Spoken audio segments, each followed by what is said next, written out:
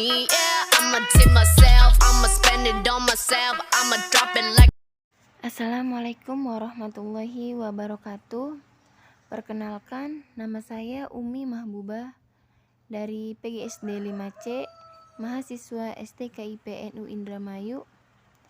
Di sini saya akan mempresentasikan atau menjelaskan materi tentang teknik penilaian tes dan non-tes. Yang pertama, di sini saya akan menjelaskan pengertian teknik penilaian tes. Apa sih teknik penilaian tes itu? Teknik penilaian tes menurut Dr. Andes Amir Den Indra Kusuma, tes adalah suatu alat atau prosedur yang sistematis dan objektif untuk memperoleh data-data dan keterangan. Jadi tes ini adalah suatu cara untuk melakukan penilaian dengan memberikan beberapa tugas atau serangkaian tugas seorang siswa ataupun kelompok siswa, yang dimana dari tes tersebut dapat kita hasilkan nilai baik itu dalam bentuk tingkah laku maupun prestasi siswa. Nah, jadi ada beberapa jenis tes hasil belajar yang umum kita gunakan. Nah, jenis-jenis tes hasil belajar dapat kita golongkan berdasarkan kategori tertentu. Nah, yang pertama itu ditinjau dari segi jawabannya. Jika kita ditinjau dari segi jawabannya itu ada 3. Yang pertama adalah tes tulis, tes lisan, dan tes perbuatan. Nah, selanjutnya kalau ditinjau dari segi penyusunannya ada 2 nih. Yang pertama adalah tes perbuatan guru dan tes standar. Dan kalau ditinjau dari bentuk pertanyaan, nah, kapan ditinjau dari segi pertanyaan tes? Itu ada tes esai atau tes objektif. Tes esai juga bisa disebut sebagai tes uraian ya. Nah, sekarang adalah kegunaan penilaian tes. Yang pertama, sebagai alat pengukur terhadap peserta didik. Dalam hubungan ini, tes berfungsi mengukur tingkat perkembangan atau kemajuan yang telah dicapai oleh peserta didik, serta mereka menempuh proses belajar mengajar dalam jangka waktu tertentu. Selanjutnya yang kedua, sebagai alat pengukur keberhasilan program pengajaran.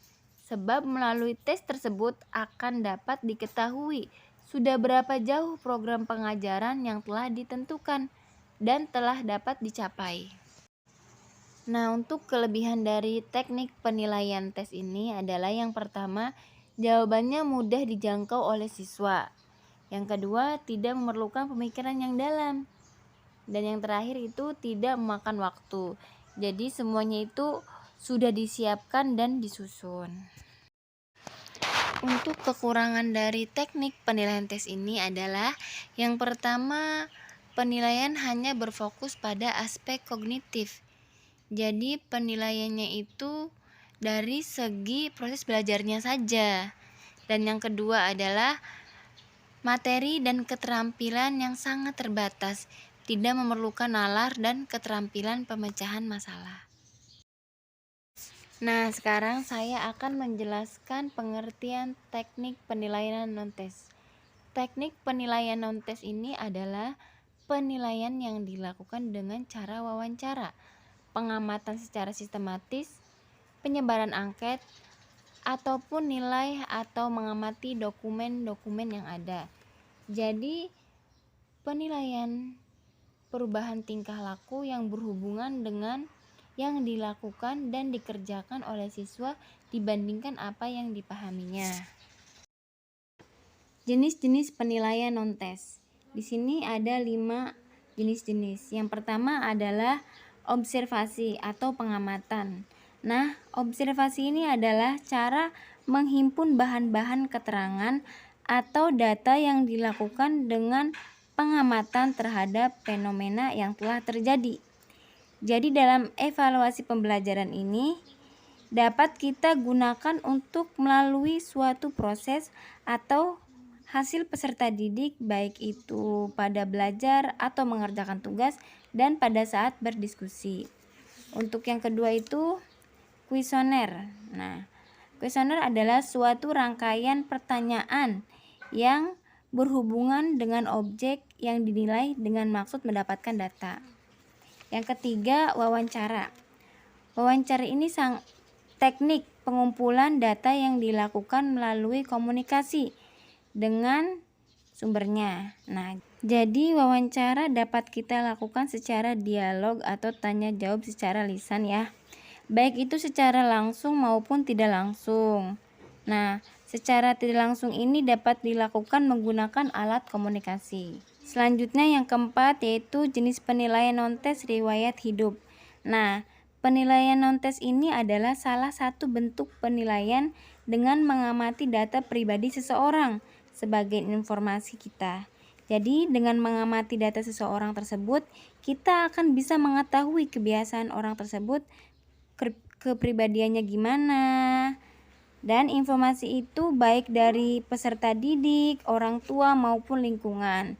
Nah, itu tidak menutup kemungkinan ya, suatu saat nanti akan kita butuhkan sebagai pelengkap dalam melakukan evaluasi pembelajaran. Dan yang terakhir ini adalah studi kasus. Nah, jadi studi kasus ini mempelajari individu secara terus-menerus untuk melihat perkembangan pada siswa. Nah, ada juga contohnya seperti ini. Di kelas kan ada ya siswa yang sangat cerdas, salah satunya. Ada yang lamban. Nah, terus ada juga siswa kesulitan dalam belajar. Nah, di sini sebagai guru harus tahu bagaimana cara menyelesaikannya. Jadi studi kasus ini sering digunakan pada evaluasi pembelajaran.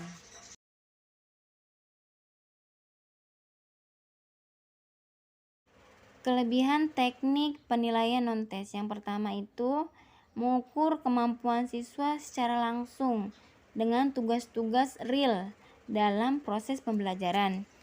Yang kedua, penilaian etentik yang menilai keterampilan dan pemahaman dengan menilai secara langsung performasi murid dengan setting yang alami. Nah, untuk kekurangan dari teknik penilaian non-tes ini adalah penggunaan non-tes untuk menilai hasil dan proses belajar masih sangat terbatas jika dibandingkan dengan menggunakan alat melalui tes dalam menilai hasil dan proses belajar. Yeah, I'ma tip myself, I'ma spend it on myself, I'ma drop it like it's pouring, I'ma pour it on myself.